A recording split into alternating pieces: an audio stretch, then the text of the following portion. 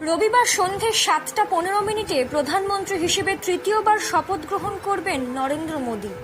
তাকে শপথ বাক্য পাঠ করাবেন রাষ্ট্রপতি দ্রৌপদী মুর্মু।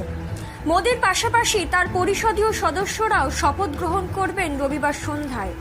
তার আগেই রবিবার সকালে মোদীকে দেখা গেল রাজঘাটে মহাত্মা গান্ধীর স্মৃতিসৌধের সামনে গিয়ে শ্রদ্ধা জ্ঞাপন করতে।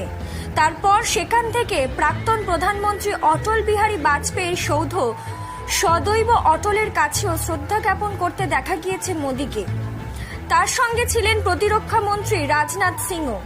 গান্ধী এবং বাজপেয়ীর উদ্দেশ্যে শ্রদ্ধা জ্ঞাপনের পর তারা রাজধানীর জাতীয় যুদ্ধ স্মারক বা ন্যাশনাল ওয়ার মেমোরিয়ালের কাছে যান মোদী। সেখানে পুষ্পস্তবক দিয়ে প্রার্থনা করেন নরেন্দ্র মোদী।